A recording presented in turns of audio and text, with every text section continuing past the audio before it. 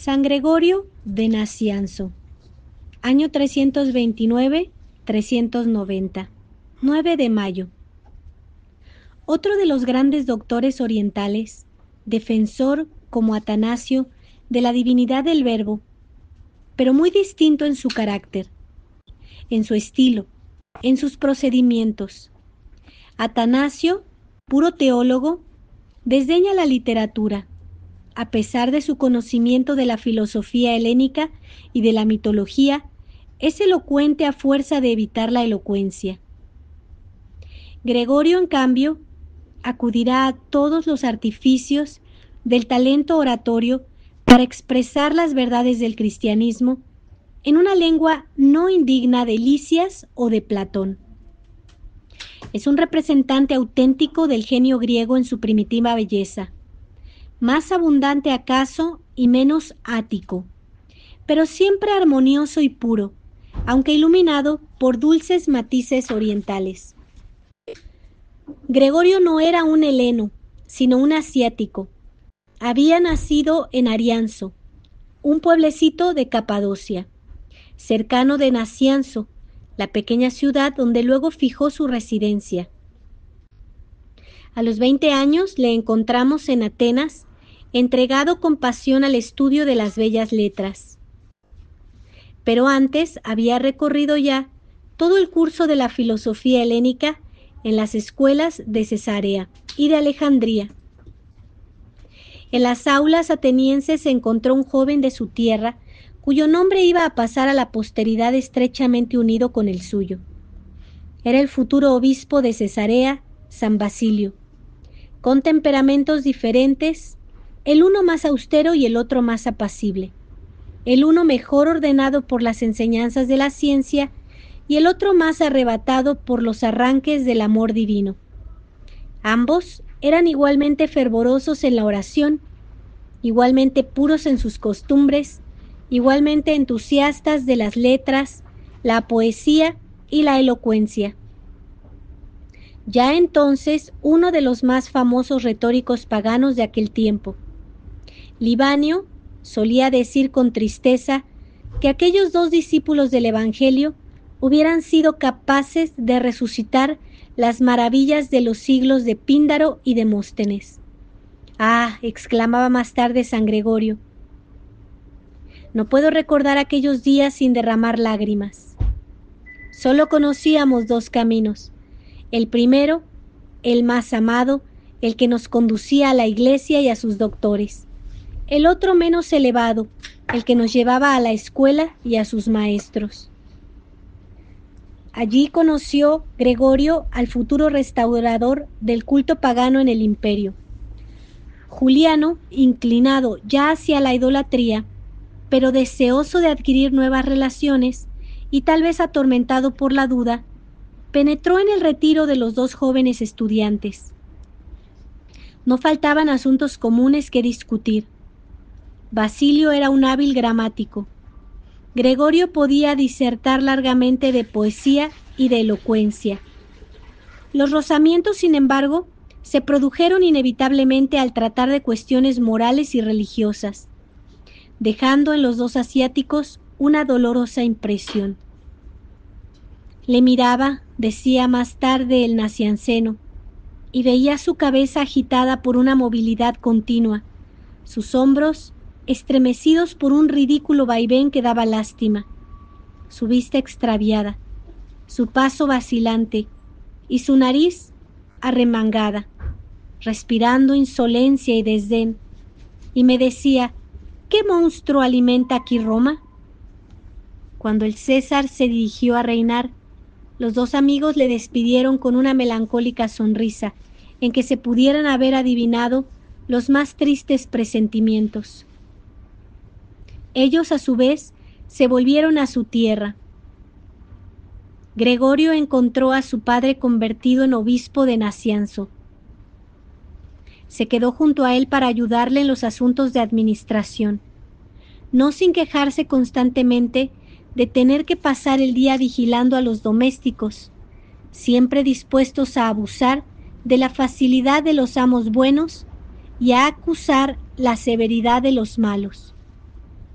desenmascarando las astucias de los agentes del fisco y escuchando en la curia las tonterías de los litigantes. Pero un día recibió esta bella epístola. Habiendo perdido las esperanzas, o mejor, los sueños que me hacían acerca de ti, pues creo con el poeta que la esperanza es el sueño de un hombre despierto. Me he venido al Ponto en busca de la vida que necesito, y Dios ha querido que encontrase un asilo a mi gusto.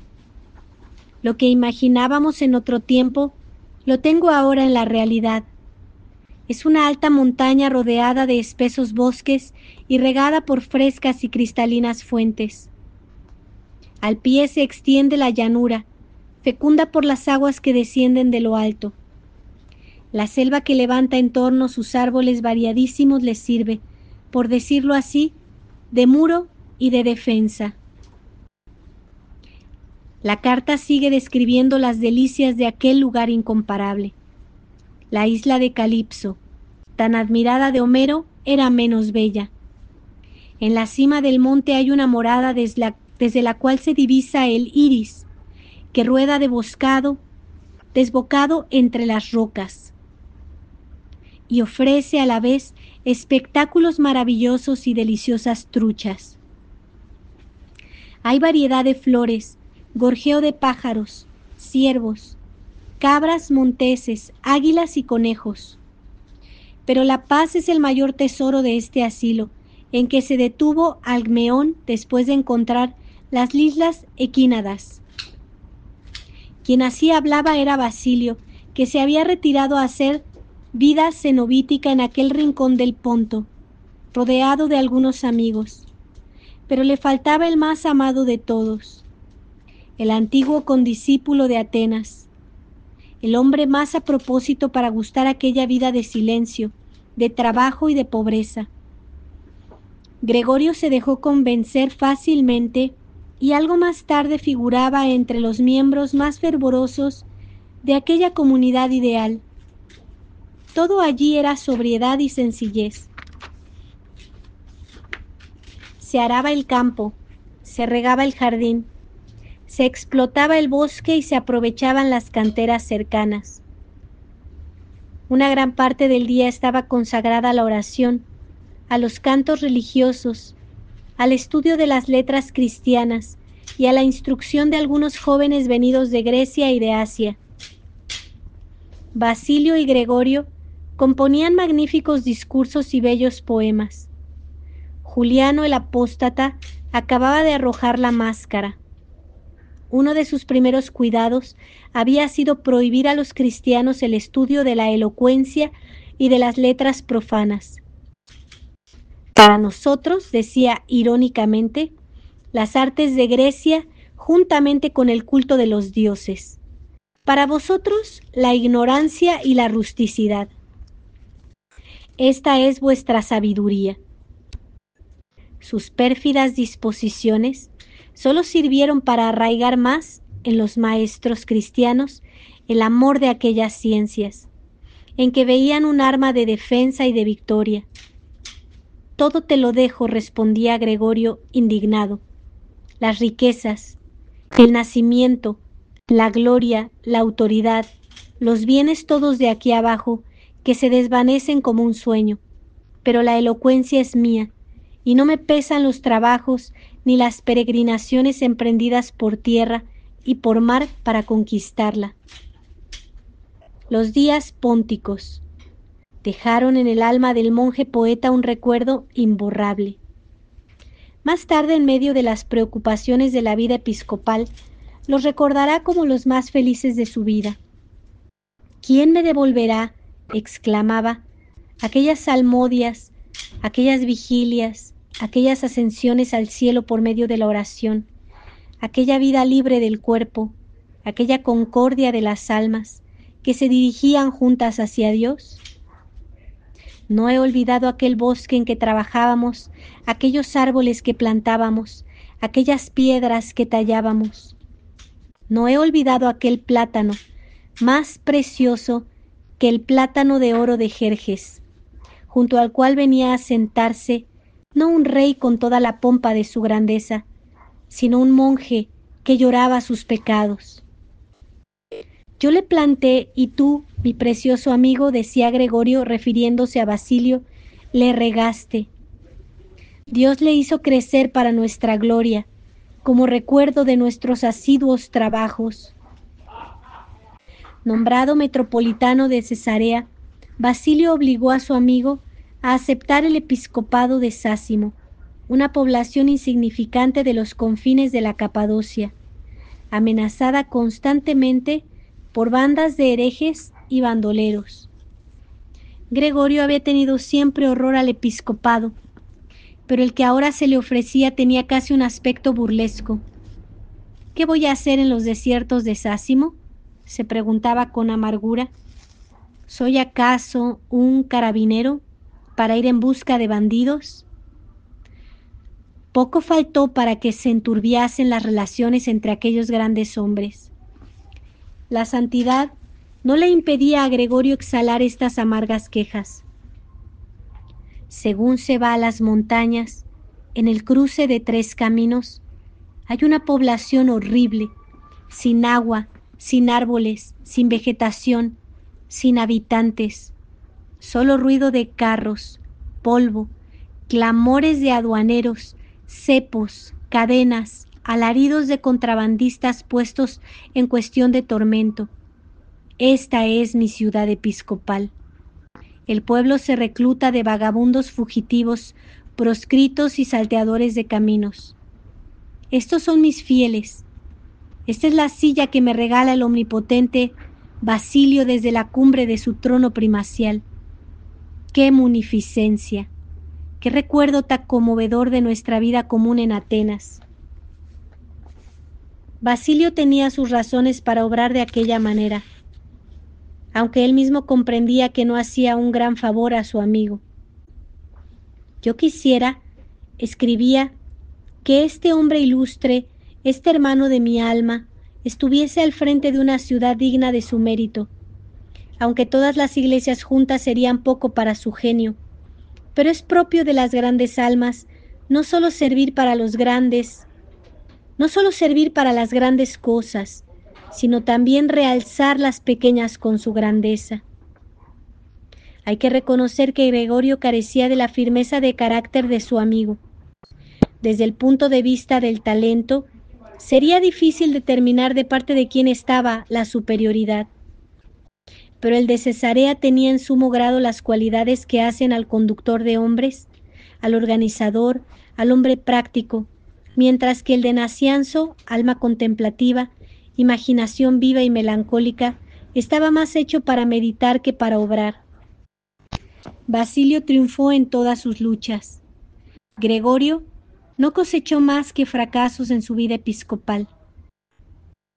Por el momento fue consagrado obispo, pero habiendo cesado los motivos que obligaran a Basilio a crear la diócesis de Sásimo, sucedió a su padre en Nacianzo. Esto ocurría en el año 372. 3 años más tarde, sacudía a Gregorio la carga episcopal para retirarse de nuevo al desierto. La noticia de la muerte de Basilio en el año 379 le confirmó en su idea de dar al mundo un adiós eterno. ¿Qué hago yo aquí?, decía, cuando la mejor mitad de mí mismo ha sido arrebatada lejos de mí. ¿Cuánto tiempo se prolongará aún mi destierro? Cuando se lamentaba de esta manera, vinieron a pedir su ayuda los fieles de Constantinopla. 40 años hacía que el arrianismo dominaba en la ciudad de Constantino. Todas las iglesias estaban en poder de los herejes, de suerte que apenas quedaba un puñado de ortodoxos. Creyóse que sólo el prestigio de Gregorio podría devolver a la fe su antiguo esplendor, y fueron a sacarle de su soledad. Él se defendió cuanto pudo. ¿Qué haréis?, decía a los emisarios, con un extranjero que no ha salido del rincón de tierra que le vio nacer, que está agotado por la edad, la enfermedad y el ayuno, que tiene el cuerpo encorvado, la cabeza blanca, el vestido pobre, la bolsa vacía, la palabra agreste y dura? Su bondad, sin embargo, le obligó a ceder. Llegado a la ciudad imperial, se estableció en casa de un pariente y allí recibía a su pequeña Grey. Rara vez salía a la calle. Todo su anhelo era estudiar y meditar.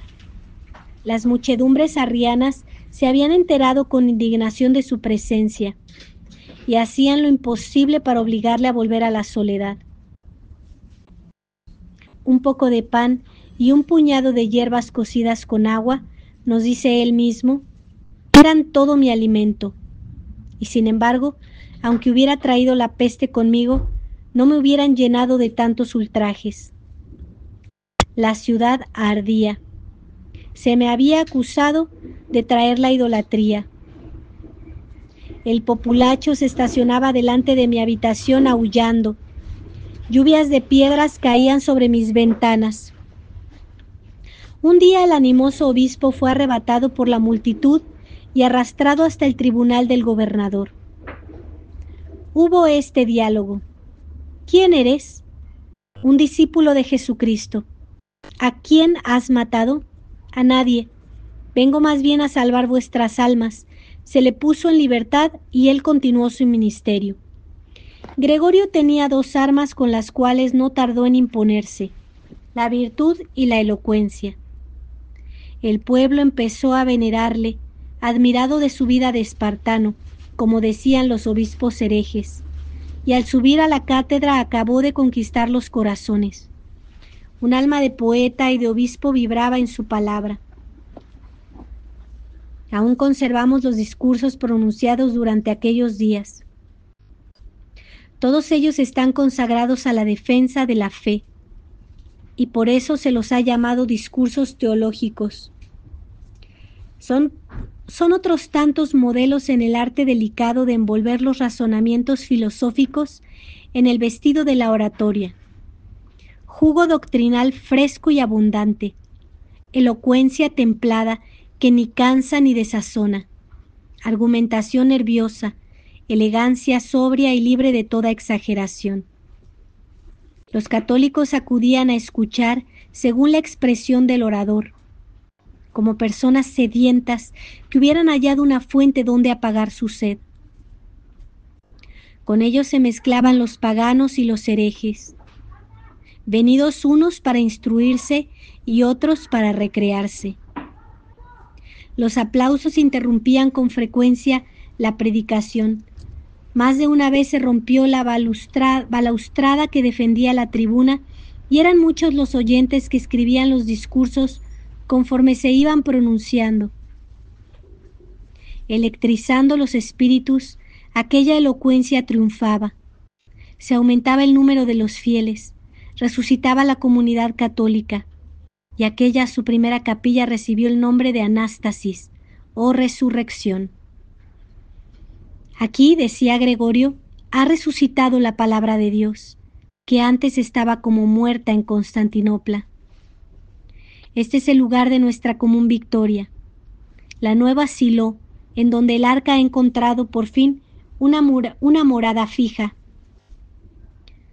Humillados por estos triunfos, los arrianos irrumpieron un día en la iglesia, profanaron los altares, rompieron la cátedra episcopal y se lanzaron contra los sacerdotes al grito de «¡Mueran los adoradores de los tres dioses!». Propusieron a algunos que se acudiese al emperador Teodosio para castigar la agresión. Pero Gregorio, aunque había resultado herido en el asalto, prohibió toda reclamación.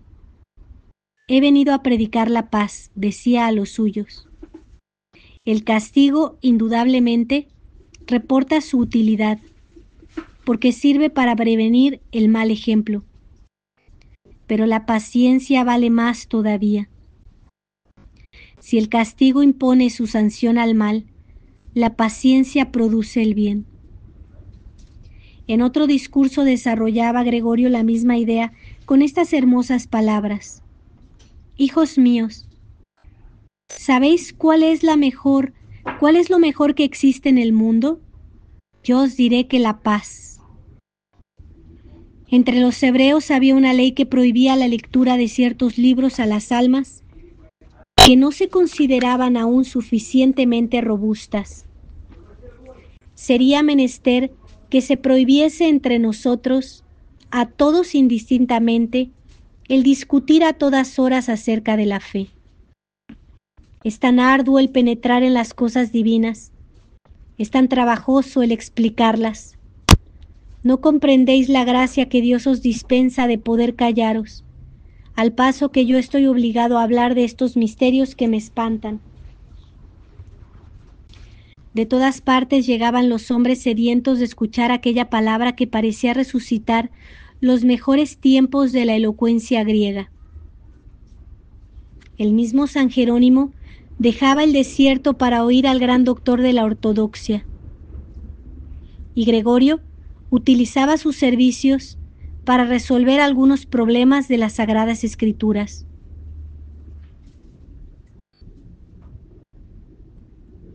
Pero no siempre estuvo tan acertado en la elección de sus amigos. Cierto día apareció entre los oyentes un hombre extraño vestido a guisa de los filósofos cínicos. Manto blanco, bastón de peregrino y largos cabellos teñidos de rubio. Parecía un filósofo, pero según él afirmaba, era un católico austero y un confesor de la fe. Gregorio le creyó, le recibió en su intimidad y le sentó a su mesa, pero no tardó en darse cuenta de que el extranjero estaba tramando contra él un complot infame. Quería nada menos suplantarle en la sede constantinopolitana y hasta llegó a hacerse consagrar por algunos obispos de extracción dudosa. Una vez más, Gregorio había dado pruebas de que su bondad rayaba en candor, de que le faltaba la penetración que sirve para descubrir la astucia de los malvados. Mortificado por aquella equivocación, intenta volverse de nuevo a la soledad, pero el pueblo le rodea diciendo: si tú te vas, la Trinidad se nos va contigo. Gregorio se resiste, pero en aquel momento entra Teodosio en Constantinopla. Es a fines del año 380. Dios, le dice el emperador, abrazándole, se sirve de mí para colocarle al frente de esta iglesia. El pueblo se amotinaría si me negara al más ardiente de sus deseos. Una orden imperial puso en sus manos todas las iglesias de la ciudad y el mismo Teodosio quiso asistir a la ocupación de Santa Sofía. Una densa niebla, escribe Gregorio, relatando sus impresiones, se extendía sobre la ciudad como un velo siniestro, mientras desfilaba la comitiva. Alrededor de la basílica, los arrianos zumbaban como preparándose para un motín. Pude distinguir gritos de rabia contra mí. El emperador iba rodeado de sus oficiales. Yo le precedía pálido, tembloroso, respirando con dificultad, no viendo mis ojos por todas partes más que amenazas. Adopté el recurso de fijarlos en el cielo.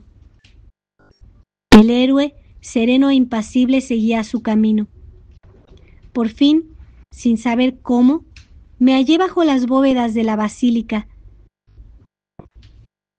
Postréme levantando las manos al cielo y acompañado de todo el clero, entoné el cántico de acción de gracias. En este momento el sol, abriéndose paso entre las nubes, iluminó el templo con claridad radiante. Se hubiera dicho que el imperio de las tinieblas cedía por fin a la luz de Jesucristo, y la muchedumbre convertida de súbito gritaba sin cesar: ¡Gregorio, obispo! Un año más tarde se celebraba en aquella misma basílica el segundo concilio ecuménico, con el fin de consolidar la paz de las iglesias, terminar con los cismas y sofocar los últimos brotes heréticos. Gregorio presidía. Su elocuencia triunfaba una vez más. La simplicidad de su vida era la admiración de aquellos prelados que, según la expresión de Aniano Marcelino, habían dejado el bastón apostólico para dirigirse a los palacios de los Césares con fastuoso cortejo. Pero un día, defendiendo al obispo de Antioquía, Paulino tuvo el desacierto de aludir al apoyo que el occidente daba a su patrocinado. Siempre el candor estrellándose contra la pasión. Un murmullo que él comparaba al zumbido de un enjambre de abejas y al graznar de una bandada de grajos, se levantó de entre los miembros de la asamblea, casi todos orientales. Era la protesta del orgullo asiático. ¿No es en Oriente, gritó alguno, donde nació Jesucristo? Sí, respondió Gregorio, pero también es en Oriente donde se le crucificó. Sin embargo, su parecer fue rechazado y desde entonces ya no asistió con regularidad a las sesiones. Convencíase con tristeza de que su palabra no era ya invencible y en su alma, santa y dulce a la vez, las más leves presunciones de su inutilidad se convirtieron en remordimientos y empezó a ser, según su propia expresión, como un corcel encerrado en la caballeriza que no cesa de piafar y relinchar, echando de menos la libertad de los campos. Inopinadamente se presentó un día delante de sus colegas y les dijo: varones de Dios, dignaos no tomar en cuenta para nada lo que a mí se refiere. Cesad en vuestras luchas y daos fraternalmente la mano, aunque no sea la causa de la tempestad. Yo me entrego como Jonás por la salvación de la nave. Como nadie se levantase para protestar de aquella decisión, Gregorio abandonó la sala. Más tarde decía: no quiero escudriñar los pensamientos de los hombres, yo que no amo más que la sencillez, pero hay que confesar que dieron asentimiento a mis palabras con más facilidad de lo que se podía esperar. Así recompensa la patria a los que la han servido. Antes de partir, Gregorio reunió al pueblo para hablarle por última vez.